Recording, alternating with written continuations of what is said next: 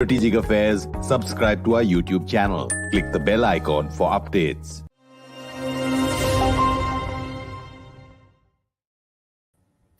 This is StratNewsGlobal. I'm Amitabh, Revi, and today we're discussing the Xi-Biden virtual meeting. A warm welcome, of course, to all our viewers who are joining us live, no matter where you are and what time of the hour it is, wherever you are. And a warm welcome to all our viewers who will join the stream later on our YouTube channel. We're welcoming two guests to StratNewsGlobal again. They've been on our platform before. Dr. Roger C. Leo, we spoke to him just last week. He's an associate professor and chair South and Southeast Asia at the Flame University in Pune. Dr. Leo, good to see you again. Good to see you again. Nice to see you. And joining us again on our platform for the second time from Minnesota is Dr. Raymond. He's a political scientist with the RAND Corporation, and he's an author of several books, including Confronting China's Gray Zone Strategy. Dr. Kuo, thank you for joining us, especially since it's so early morning where you are. Well, thank you for having me. The pleasure is all ours. Dr. Leo, just starting with you, I mean, we talked about this last week, but now we've had that virtual summit. From the readouts from both sides, we see, Xi Jinping talking about,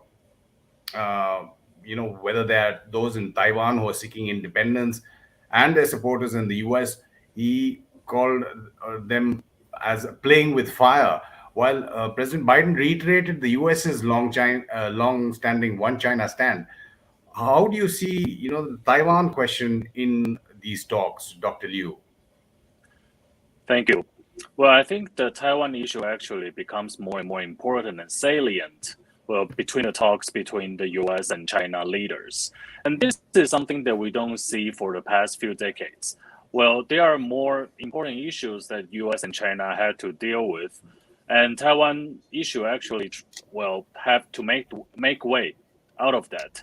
And the Taiwanese government actually they prefer this way because they, no leaders of Taiwan want Taiwan to be the focus on the negotiation table between China and the United States. But now we have to face the issue is that the balance of power between the US and China is changing. So the military preponderance and the advantages the US has been enjoying for the past few decades now has been encroached by the growing, national military power of the PLA.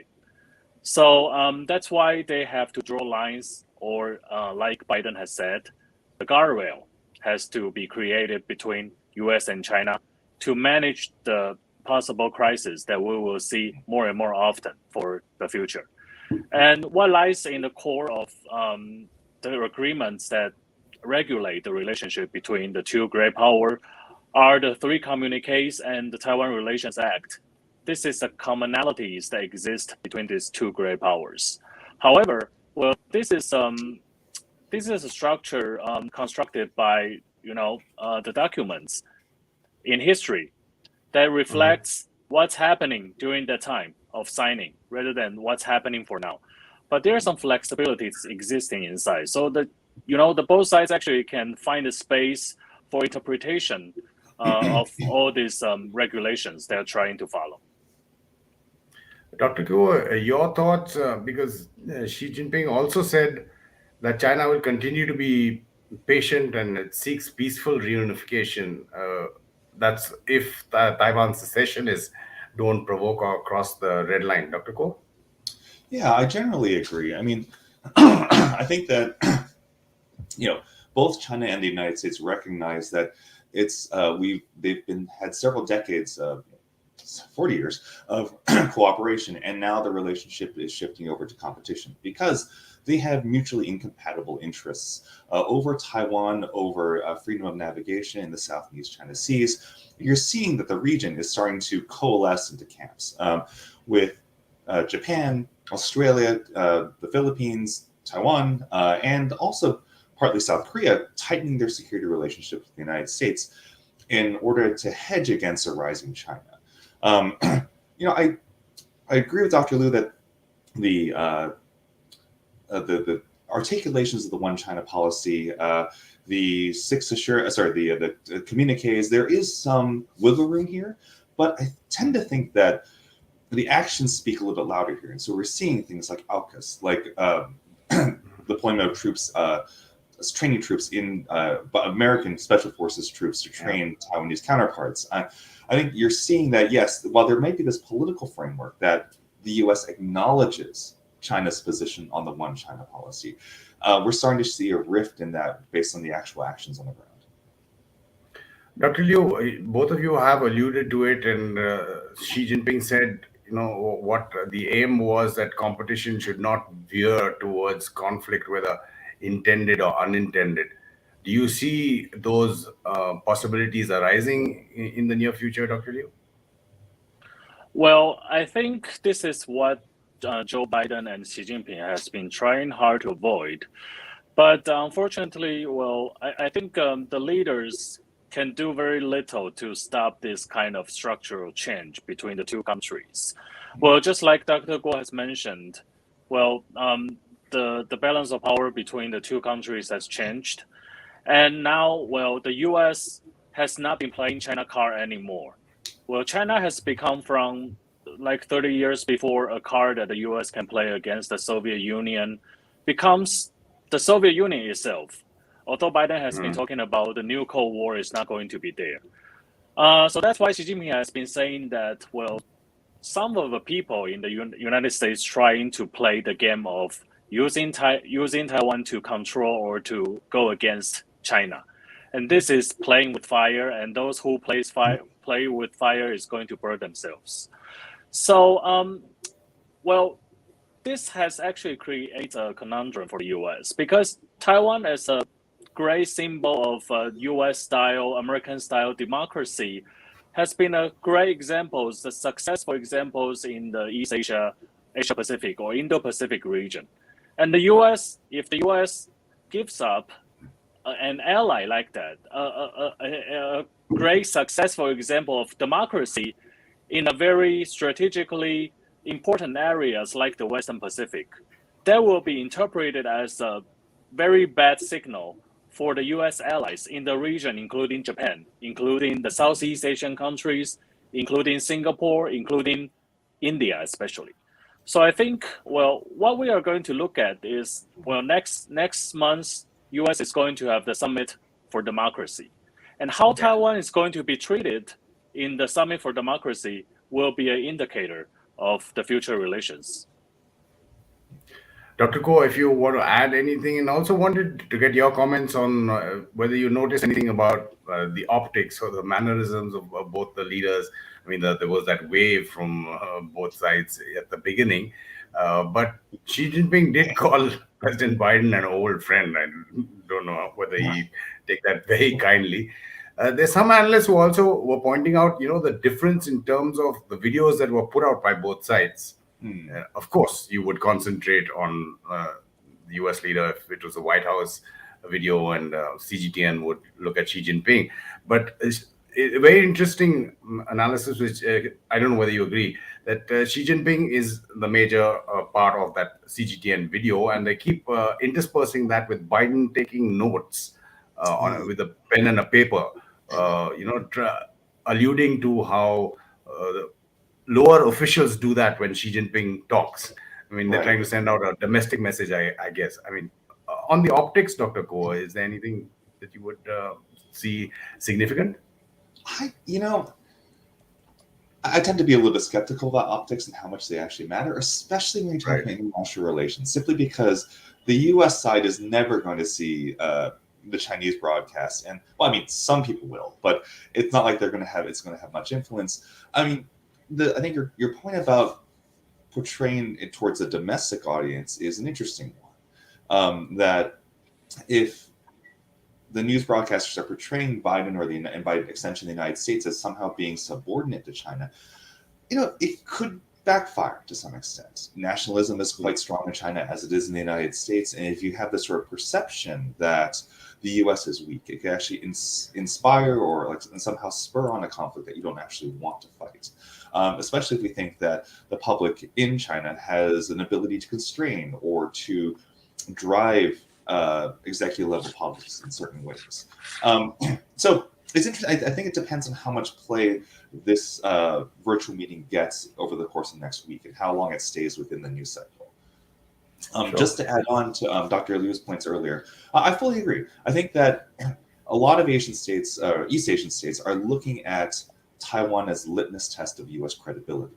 And so, in addition to its importance as democracy, as well as its strategic importance, kind of anchoring that portion of the Pacific Ocean, and the ability of the United States and other trading partners to send goods and services back and forth. There is the element that the Japan alliance, the South Korea alliance, the Philippine alliance, they're all looking at Taiwan as this is the measure by which we will evaluate whether or not the United States is serious about Asia going over the next century, or 50 years to the next century.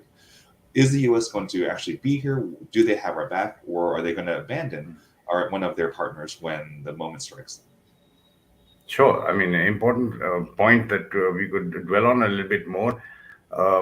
Professor Liu, just wanted to get you here. There is a question from Dinesh Kumar, one of our viewers, in terms of the difference that the US is treating, say, what's happening in Ukraine and Russia vis-a-vis Taiwan and China. Do you see that as being significant at all?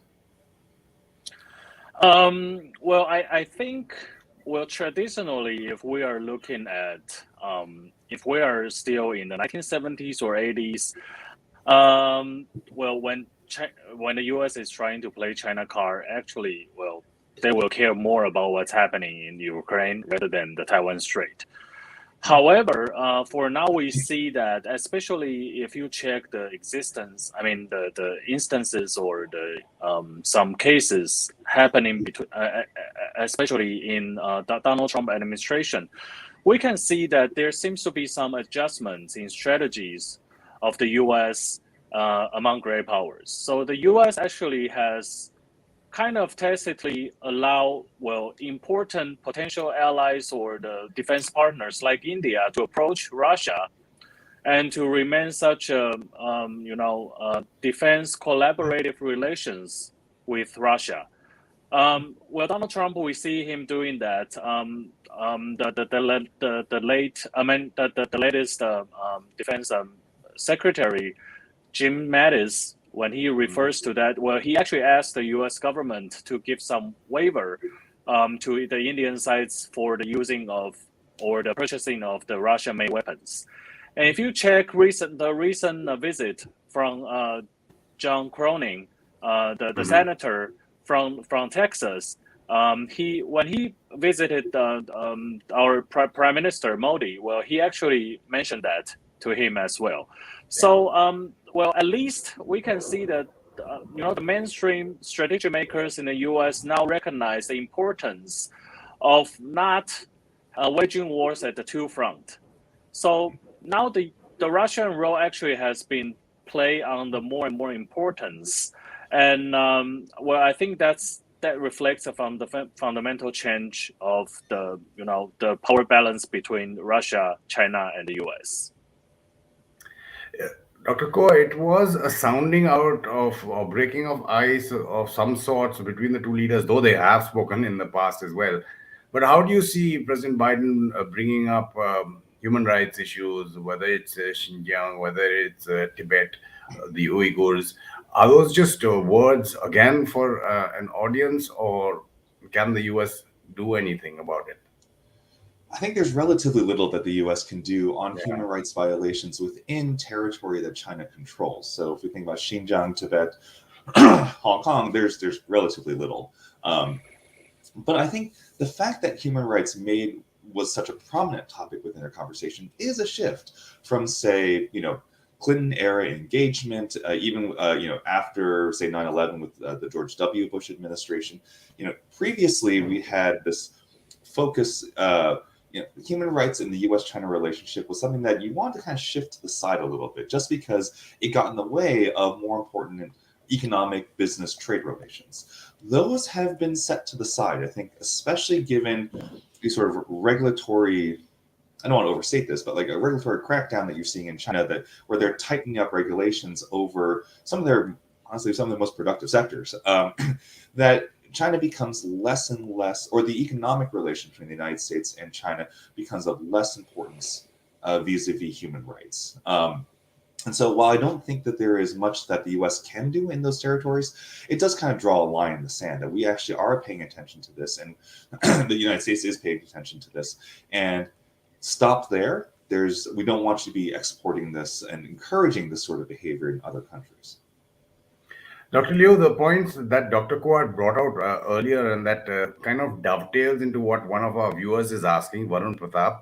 Is it a feasible strategy for East Asian nations like Japan and Taiwan to count on the US, given that China is increasingly exerting its reach in the region? And Dr. Ko was making the point about reliability as well between partners and allies.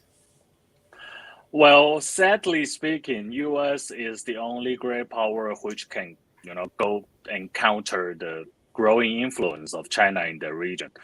Well, Japan, well, if you consider the scale of, well, of course, before the 2007, Japan was number 2 economy in the world. Well, after that, it was surpassed by China. And population-wise, well, China have like 1.3 billion, while Japan has like 120 million only. So, and if you compare the military strength, well, Japan has the self-defense only, and it's even very difficult for Japan to deal with the growing military challenge from China to protect its own land. So if we cannot ask Japan to extend too much of its military power to project it over, neighboring regions. So the U.S. existence is, well, indeed very important.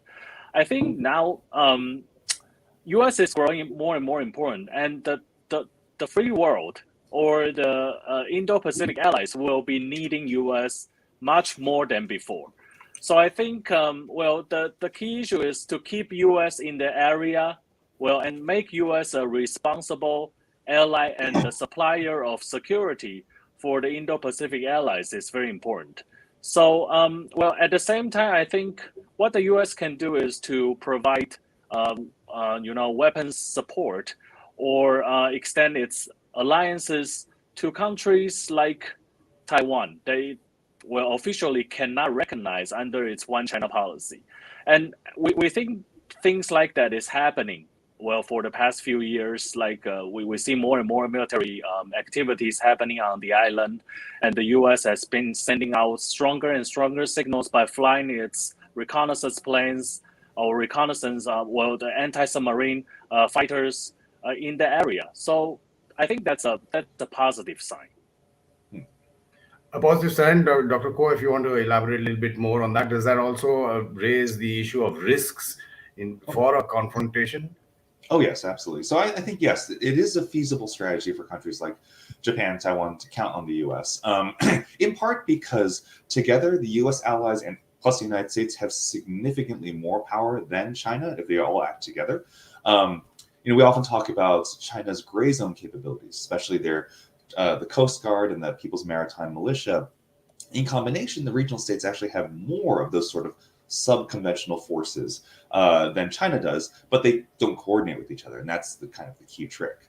And also, I think the other issue is, we talk about, is this a feasible strategy for these countries to rely upon the United States? Well, what's the alternative? It's not like China has actually been presenting an attractive model for them to want to bandwagon on. It's difficult for me to see Japan, Taiwan, certainly, but even countries like the Philippines and South Korea, thinking that we can trust the Chinese to be positive or stable or consistent providers of security in a way that we can't trust the United States. It just doesn't seem like China has been focusing on that. In fact, to some extent, I think their interest is in not being that provider, which makes it more difficult for them to gather allies towards themselves. Dr. Liu, what will take the U.S. to change its one China policy, or anybody for that matter? I mean, even India. Well, that's a very hard question to answer. Well, I think for the time being and for the years to come, before U.S. and China has actually reached to the ultimatums towards each other, One China policy will still be there because it's a very flexible and elastic, system that has existed between the two countries based on the three communiques and the Taiwan Relations Act. And there are many parts that each side, the U.S. and China, can interpret and take whatever they want and take it back and say, well, actually, the other side has been obeying this.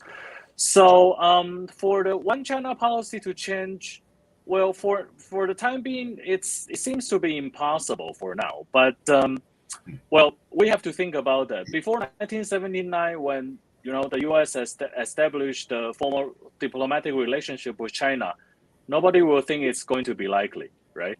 So I think it depends on the military power and the real politics that have been taking place over the Taiwan Strait, especially for for the future. Next year, it's the 20th Party Congress for China, for the CCP. And Xi Jinping is going to announce its unlimited term that he is going to rule the country, theoretically forever, right? And China has been developing its industrial strategy, Made in China 2025, and now China has, all the supply chains in the world, and that actually has eclipsed the competitiveness of all the great powers or the industrial countries. And this is going to be a threat. And how these countries are going to deal with threat, well, that will take, Taiwan and important allies like Taiwan to join them. That's the first thing. The second thing is that Taiwan has a lot of important industrial powers and chips that the Western country will need, right? If this got threatened, I think the U.S. and the Western country has to consider that. And in recent years, we have been seeing them sliding towards, the nominal One China policy. One China policy is kept there, but under the flag of One China policy, actually people are doing, things that should have been allowed under the banner of One China policy. The European countries are establishing and promoting their substantial relations with Taiwan, and the U.S. has been getting closer to Taiwan militarily. Actually, if we check that in the previous standard, it is go against the One China policy, and actually China recognized that. So now China has been asking the U.S. I think the next step, they will ask the U.S. to examine the One China policy, and they want them to fulfill their version of One China policy rather than how the U.S. define that. I think that will be a next stage of questions. Interesting. Dr. Kuo, if you want to add to that, of course, and economics and trade was also talked about, at least in what we see, the readouts and what we heard, and Xi Jinping promising some kind of fast track. Now, there is a worry among allies and partners again on that front. And if I can flesh your thoughts on that out a bit, in terms of if the US in the future gets a good deal with China, it could abandon its current position. Yeah. And that's always a bit of a concern, although I think the tightening of alliances that you see, the greater increased political and diplomatic coordination tends to hedge against that. I'd just like to return to one thing about the U.S. ditching the One China policy. I think it's really important for us to understand that we're talking about two different things. There's the Chinese One China policy, which is that there's only one China, the PRC is the sole representative, and Taiwan is a part of it. Now, the U.S. recognizes that there is one China, but it does not. It only acknowledges the other 2 points, that Taiwan is part of China. It doesn't actually accept that. And that's a really important distinction, because it suggests that for the United States, they are actually not violating anything about their interpretation of the One China policy by providing, say, weapons and military defense support through the Taiwan Relations Act. And the thing I'd like to kind of clarify as well is that we talk a lot about the One China policy as if it's a bilateral sort of policy, which it kind of is. But really, it was started as a trilateral policy. When we think about strategic ambiguity, the issue the United States was worried about was not conflict between China and Taiwan started by China, but also conflict between China and Taiwan started by Taiwan. And so it didn't want to have, it would want to use its kind of pivotal position to swing back and forth to prevent either side from going to war. The One China policy was very much part of that. And so I think that when you ask, like, is there a chance that we're going to be ditching it anytime soon? The answer is possibly, because the strategic conditions of, say, Taiwan feasibly attacking and conquering China no longer exists in the way they used to in, say, the 1940s and 1950s. And so because those strategic conditions have changed, it makes it much, I wouldn't say much more likely, but possible that the US will swing more firmly behind Taiwan, because there's very little to gain, there's less to gain from having the ambiguous kind of position. But then again, lots of people disagree with me, so there's that. In terms of economics, I mean, this is a really tricky part, a really tricky element, because we tend to think that deeper trade relations tend to inhibit conflict, especially expectations of future trade. Right now, we're seeing a gradual decoupling between the United States and China.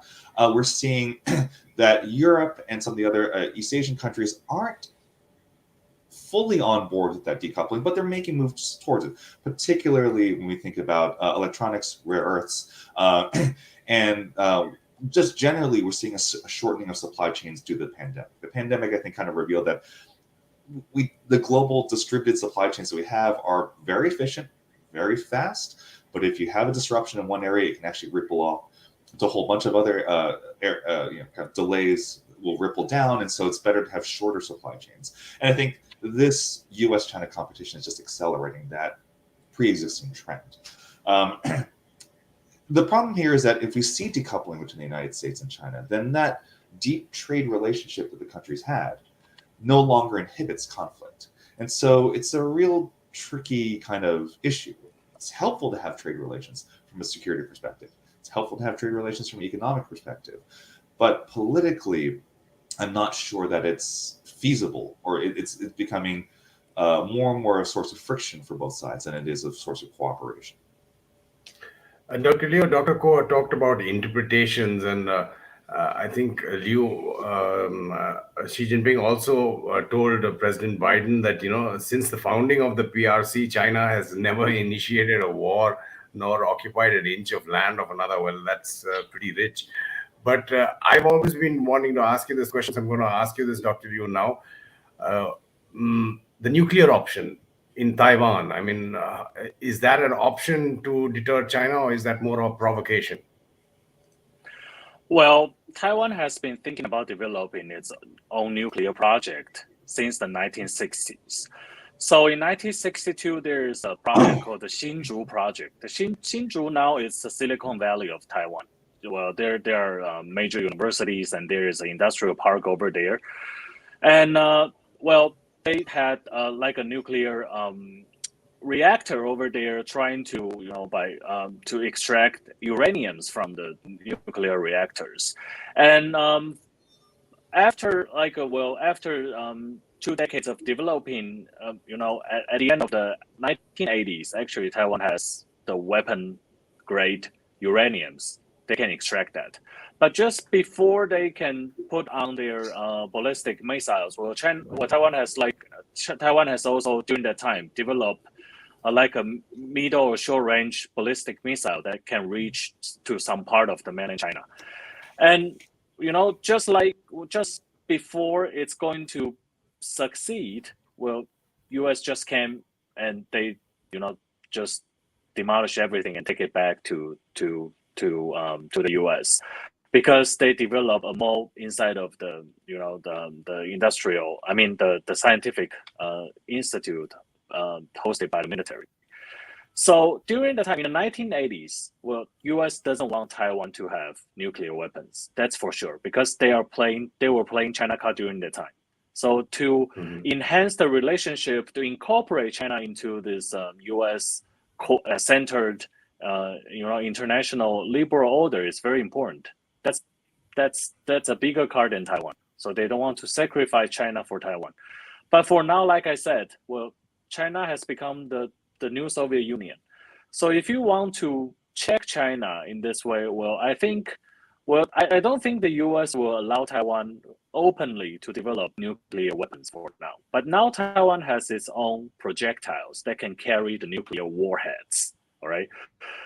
So, there's a possibility. We can think about this.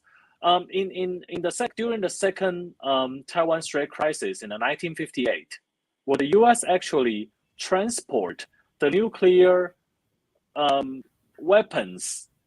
Well, it's like a tactical nuclear weapon that can be put on the cannons, and as a tactical deterrence for China during that time. And since now Taiwan already has nuclear the projectiles that can reach, to the major city of China, then U.S. can also do that as well. Let's imagine that, in the future, one day, if there is like a war arising between Taiwan and China, the U.S. can transport the nuclear warheads to Taiwan anytime and send out the news to China, and China will feel that. Actually, years before, there was an incident, right, that the U.S. accidentally transport a nuclear warhead almost to Taiwan, right? So if that can happen, I think the U.S. in the future, anytime, they can play this nuclear card against China as well. Dr. Ko, if you want to take the final comments on that. Sure. I think it's generally against U.S. policy to give any nuclear weapons to anybody. Even with the Europeans, the U.S. would station, say, nuclear weapons on their soil, but retain command and control. There was never this sense in which, here's a nuke, go have fun with it. I think, Dr. Li was correct that Taiwan did pursue a nuclear program, but the issue was that the United States essentially said that if you do this, we will remove our security guarantees and assistance to Taiwan.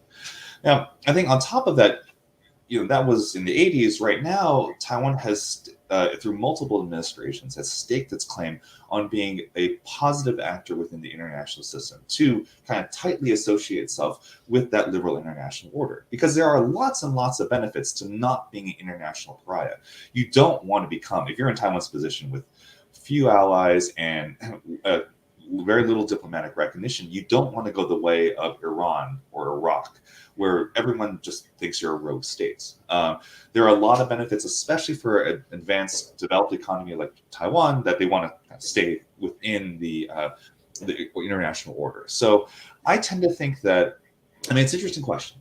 If the U.S. sends strong signals that it's going to abandon Asia, will that mean that Taiwan develops a nuclear weapon as a means of its sole deterrent against China? It's an interesting question. I don't think it's likely at this point because of the coalescing we see around Taiwan and Asia. So it's something I tend not to worry about. Dr. Ko, I appreciate you coming so early in the morning from Minnesota. Thank you again for appearing on StratNewsGlobal. It was a pleasure, as usual. Thank you for having me. And Dr. Liu, absolutely fascinating, especially the concise history we got about the nuclear factor in Taiwan, and of course, overarching views that you gave us. Dr. Liu, thank you again. Thank you, Amitabh. Always a pleasure.